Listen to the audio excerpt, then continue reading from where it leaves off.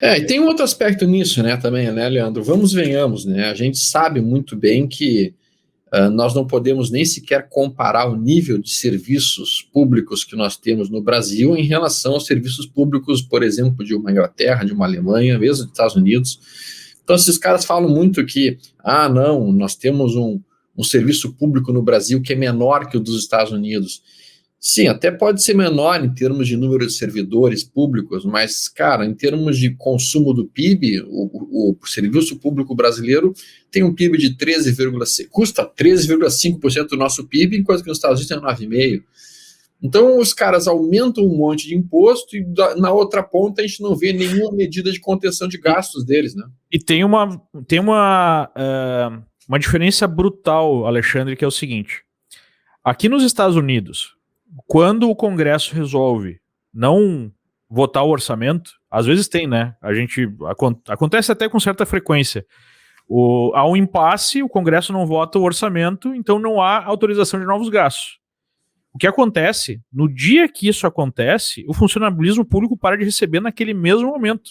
Exatamente. Não existe isso de dinheiro garantido na conta. O que a gente viu, por exemplo, nos lockdowns, né? Um monte de gente não podendo trabalhar, mas teve algum funcionário público que deixou de receber um único real, enquanto toda a economia estava parada. Então, a diferença é que aqui nos Estados Unidos e em outros países há uma flexibilidade. Tipo, não tem dinheiro, ninguém vai receber. Né? E é de zero. Tipo, hoje não votamos orçamento, amanhã ninguém mais recebe. Né? Tirando algumas atividades que realmente são críticas, que não podem parar, ninguém recebe. Sim. Então, no Brasil não há essa flexibilidade. Tipo, a partir do momento que o cara tem um cargo público, ele tem que ser pago e não adianta. Claro que aí a gente tem, né, as escadinhas também no Rio Grande do Sul, que há um estouro do orçamento há muito tempo, e agora foi resolvido até com verbas aí, né, da pandemia, foi colocado em dia. Aí tem alguns funcionários que recebem uns dos outros, né, depende do nível de importância ali na máquina pública. Por exemplo, o judiciário recebe anos executivos, assim por diante. Então, esse é um aspecto. O outro aspecto, como o Alexandre falou, é que de fato aqui, dando um relato pessoal, as coisas efetivamente funcionam, minimamente funcionam. Enquanto eu estava no Brasil a última vez, o alarme da minha casa disparou, né? Disparou assim por acidente, não tinha nada acontecendo. E eu marquei no relógio. Ele disparou tipo 4h02 da tarde.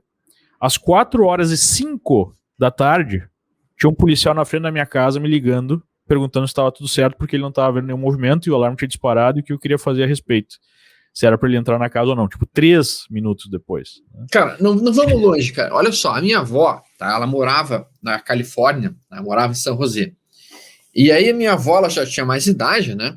E ela simplesmente decidiu fazer o seguinte: olha, me disseram que tem aqui a ambulância, eu quero ver se a ambulância chega aqui a tempo. Aí o que ela fazia? Ela ligava para a ambulância e falava: estou precisando de uma ambulância aqui porque eu estou me sentindo mal.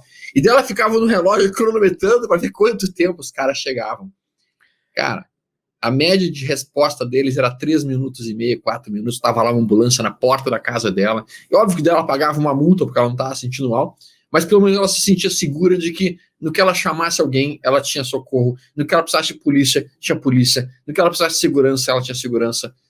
E infelizmente... Tem um projeto aqui nos Estados Unidos de fazer todas as postas ambulâncias chegarem em menos de 2 minutos, porque tem... o Alexandre que é médico sabe, né? Em até 2 minutos tu consegue salvar alguém que infartou, vários outros problemas, né? Sim. Então, se eu não me engano, tinha um índice de cobertura de 70% já do país em 2 minutos. Então a questão, Uri, eu queria te colocar isso, cara. A questão é a seguinte, assim, não adianta só a gente pensar em aumentar impostos se a gente não tentar aumentar a eficiência do que é entregue para a população. Senão, nós vamos estar cada vez mais aumentando impostos, não reduzindo nossos gastos e nossos custos. Qual que é a tua opinião sobre isso, Uri? Qual que é a tua opinião especificamente sobre o pequeno empreendedor? Esse cara vai ser pesadamente impactado se acontecer a reforma tributária? Não tem dúvida. Acho que essa como o Leandro comentou, apesar dessa isenção de até 20 mil reais, que no primeiro momento vai beneficiar o pequeno empreendedor, aqueles que já têm PJ e recebem majoritariamente pela distribuição de dividendos, A inflação brasileira, cedo ou tarde, come esse valor e os 20 mil estão daqui a pouco pegando todo mundo, já não tem mais isenção nenhuma. E só um adendo, né? É para empresas que faturam até 400 mil reais por mês. O que, dependendo da operação, não é muita coisa. O cara tem uma padaria, pode faturar mais do que isso. Sim. Até pequenos empreendedores, não pega médios, empresa de faturamento médio. Então, claro que penaliza, mas eu concordo que não tem como lidar com essa carga tributária ou como diminuí-la se não tivermos uma redução do Estado.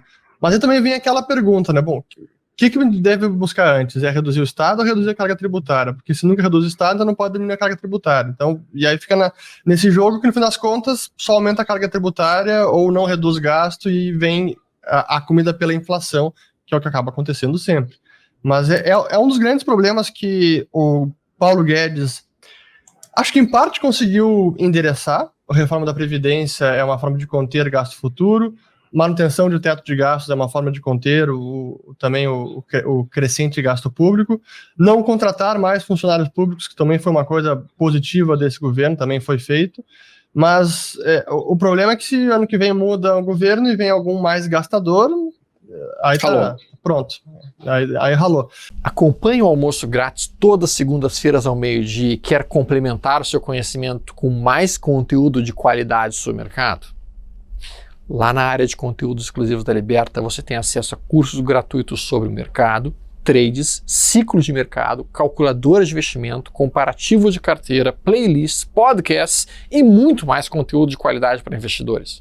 E o melhor, se você já for cliente da Liberta, pode acessar nossa área exclusiva com relatórios mensais dos melhores ativos feitos pelos melhores casos de análise, relação de novos produtos financeiros lançados no mercado, calendário de investidor, entre outros recursos que vão ser muito, muito úteis para você. Para acessar a Liberta, é só clicar no primeiro link abaixo desse vídeo. Inscreva-se já!